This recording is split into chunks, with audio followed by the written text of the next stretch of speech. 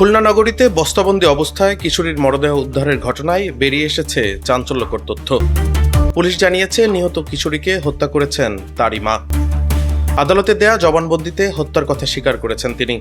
এই ঘটনায় কিশোরীর বাবা এখনও পলাতক। তাকে গ্রেফতারের চেষ্টা চলছে।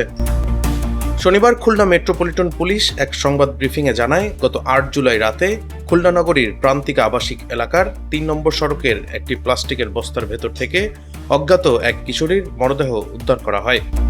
পরে খুলনা মেডিকেল কলেজ হাসপাতাল মর্গে পাঠিয়ে তদন্ত শুরু করে সদর থানা পুলিশ। নিবিড় জিজ্ঞাসাবাদের এক পর্যায়ে স্বীকার করেন যে তার মেয়ে বিভিন্ন ছেলেদের সঙ্গে অবৈধ প্রেমের সম্পর্ক গড়ে তোলে, যার ফলশ্রুতিতে তাদের মধ্যে পারিবারিক কলহের সৃষ্টি হয়। উক্ত পারিবারিক কলহের কারণেই নিজ কন্যা আরফানা হোসেন নির্জনাকে হত্যা করেন। ঘটনার পর সিসিটিভি ফুটেজ, তথ্য প্রযুক্তি এবং বিভিন্ন গোয়েন্দা তথ্য বিশ্লেষণ করে পুলিশ নিহতের পরিচয় শনাক্ত করে।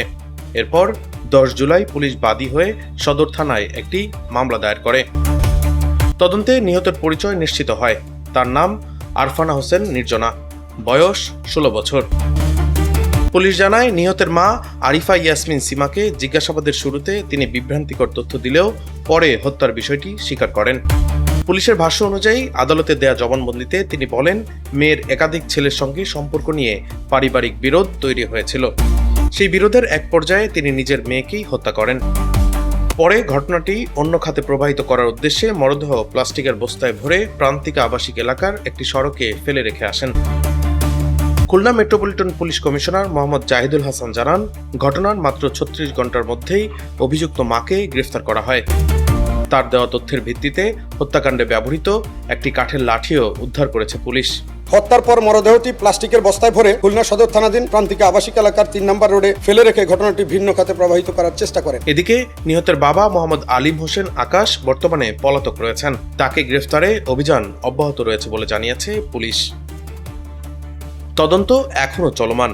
আদালতে দেয়া জবানবন্দি, ফরেনসিক প্রতিবেদন এবং অন্যান্য প্রমাণের ভিত্তিতে মামলার পরবর্তী আইনি কার্যক্রম এগিয়ে নেওয়া হবে। তদন্ত শেষ না হওয়া পর্যন্ত এই ঘটনার বিষয়ে চূড়ান্ত সিদ্ধান্ত আদালতের উপরই নির্ভর করবে। ডেস্ক রিপোর্ট, দৈনিক ডেস্টিনি।